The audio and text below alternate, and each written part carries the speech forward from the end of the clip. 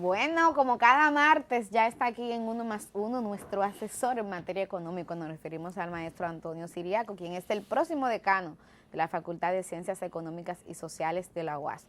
Profesor, ayer subieron otra vez los precios del petróleo tras el fracaso del diálogo entre Rusia y Ucrania. No hay acuerdo y se dispararon. Tú sabes que los mercados de los combustibles, de los hidrocarburos, los mercados de las materias primas agrícolas que están sujetos a precios futuros se tornan muy volátiles y también se expresa mucho la especulación.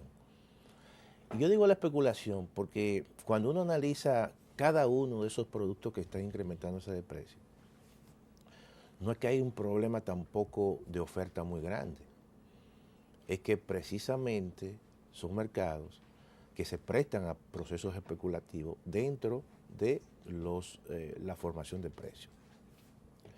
Por ejemplo, el caso del petróleo. No se puede decir que las sanciones a Rusia en 100% han sido efectivas. Rusia ha seguido vendiendo petróleo. Caro. ¿No? Incluso con descuento, pero no ha habido un proceso de una interrupción de la oferta de tal manera que justifique esos niveles de precio. Por lo tanto, hay un componente especulativo que se expresa mucho en esos mercados y es lo que está en el miedo, en el temor, en la incertidumbre, en qué va a ocurrir en el futuro. Entonces, todo eso permite que muchos especuladores entren allí y comiencen entonces los procesos de especulación e incremento de precios más allá. Claro, eso no afecta a nosotros y afecta a los países netamente que son hay un tema de petróleo, incluso de materia prima. Sí, en el caso de los alimentos, por ejemplo, y los fertilizantes, los incrementos han ido entre un 22 y un 40%, en el caso del trigo, en el caso de los fertilizantes. Los materiales de construcción, 30%. En el caso claro, porque también Ucrania exporta minerales, aluminio, hierro, todo eso, en cierta manera, hace que esos mercados se tensen y comiencen entonces las escaladas de precios. Hay quienes, he visto muchos analistas a nivel internacional diciendo que países como los de América Latina, claro, que producen materia prima y exportan materia prima, serían los menos perjudicados por la crisis que ha generado tanto la pandemia como ahora la guerra. ¿Qué piensa en eso? No, mira, en América Latina hay dos grupos muy diferenciados. Nosotros somos una economía de servicio, sin lugar a dudas. No somos economía ya con una base agrícola como éramos antes. En los años 70, incluso hasta los años 80 y parte de los 90 todavía. Entonces, ¿qué ocurre en países de América del Sur? Como es el caso, por ejemplo, de Argentina, que tiene una base importante en términos agrícolas. Las exportaciones agrícolas son bastante fuertes, en el caso Brasil. Brasil, el caso incluso de otros países que producen, tienen exportaciones mineras y de hidrocarburos, el caso de Ecuador, el caso de Bolivia. Esos países, cuando todos esos commodities se incrementan y los precios de los combustibles se incrementan, es como que se hicieran ricos. La bonanza. La bonanza. Pero cuando se deprimen es al revés. Es como que caen en la pobreza. Pero en el caso de nosotros con el tema de servicios y el turismo, siendo Rusia y Ucrania también que aportan turistas. Claro, pero entonces también es otro elemento que nos puede afectar. Incorporar. Pero hay temas como el oro, somos exportadores de oro y el oro está en la nube. No, el oro está en la nube, pero entonces tenemos una situación interna con la empresa de Barrigol, que hay todo un tema ahí que hay una serie de situaciones que no se le han aprobado. Todo eso son elementos. La planta de cola. La planta de cola, que el incremento en la misma producción, que limita todo eso.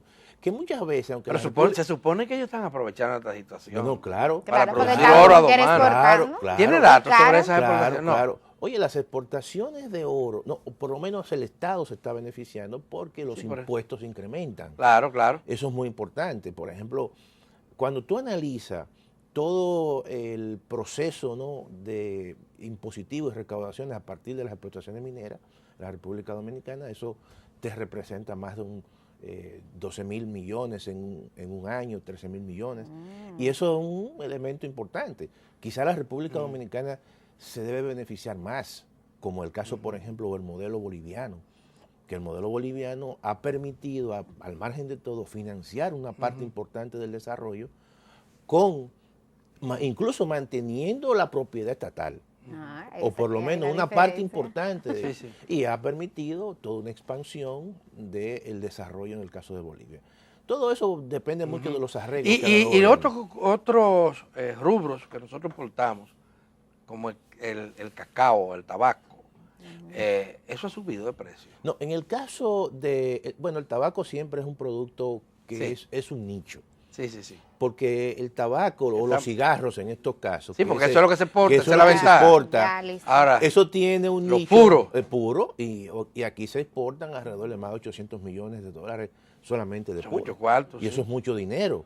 Incluso dentro de las exportaciones agropecuarias, es uno de los componentes, o no agropecuarias, vamos a decir agroindustriales, es uno de los componentes sumamente importantes. Es agropecuario porque lo que se aporta a la industria eso es envolverlo. Eso es verdad, pero en las cuentas nacionales aparece como industria. Sí, así es. Pero y el caso del banano que se exporta.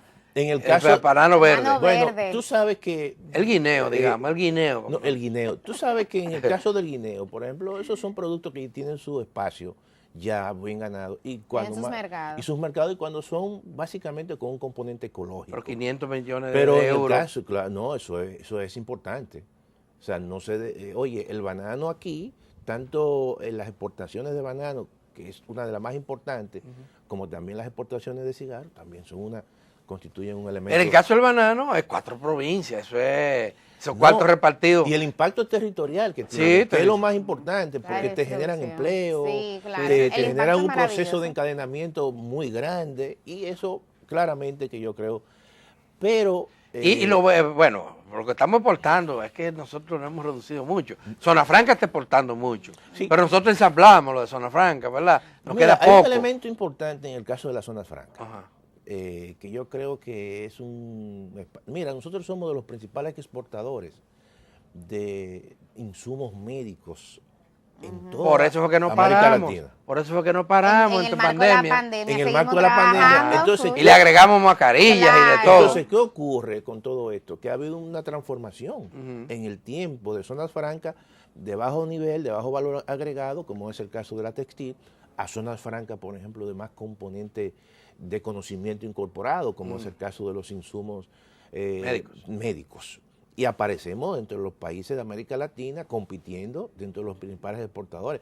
Nosotros exportamos incluso a China gran parte de esos componentes, que es obviamente un gran exportador, y tú decir que tú exportas a China en un país donde los costos incluso unitarios son más baratos que aquí, te está diciendo que hay un proceso importante de eficiencia en ese sector que ha permitido en cierta manera una expansión. Entonces, yo creo que lo que nos está afectando claramente es el caso del petróleo. Combustible. Yo creo que eso nos tiene que poner a pensar básicamente el petróleo, en toda la transición energética, porque se ha agravado aún más, porque el carbón mineral, que obviamente se usa para una planta, quizá la planta de menor costo, se ha triplicado. El gas natural también se ha duplicado, y entonces en el caso del petróleo, ni hablar. Tenemos entonces una matriz energética que con los 3 componentes más importantes están hacia arriba, y eso es lo que está impactando. Pero ahora con la crisis del petróleo justamente, y del gas, Europa está pensando en abrir la posibilidad de construir plantas nucleares. Bueno, ya por lo menos están que eso se maldecía la termoeléctrica, las nucleares. Tú sabes, Alberto, que eso está generando polémica también. Eso está generando mucha polémica. Porque la están incorporando como supuestamente una energía limpia. No, pero esa no es limpia. No es tan limpia, y ¿verdad? El problema no es que no sea limpia. Es el temor a cualquier tipo de situaciones de alto riesgo. Como está pasando ahora en Ucrania. Claro, porque mira, te voy a decir una cosa, cualquier situación política y de conflicto, a alguien se lo puede ocurrir. Vamos a usar este recurso. Claro, un atentado cerca. Fíjate lo que está pasando ahora mismo en Ucrania. Y los bombardeos que ha hecho Rusia en determinados tipos de... Profesor, ¿y el gobierno está manejando bien esta situación? Yo pienso que el gobierno no le queda otra que hacer lo que está haciendo. En el sentido siguiente, y eso no es una tendencia de estos gobiernos, tú tienes que proteger a los grupos más vulnerables, de una forma u otra. Yo creo que el temor que hay en todo esto es la prolongación de esta situación, que puede tensar aún más los presupuestos. Por ejemplo, yo estaba revisando la ejecución presupuestaria en los 3 primeros meses. El gobierno ha tenido un superávit primario de alrededor de casi 48.000 millones de pesos.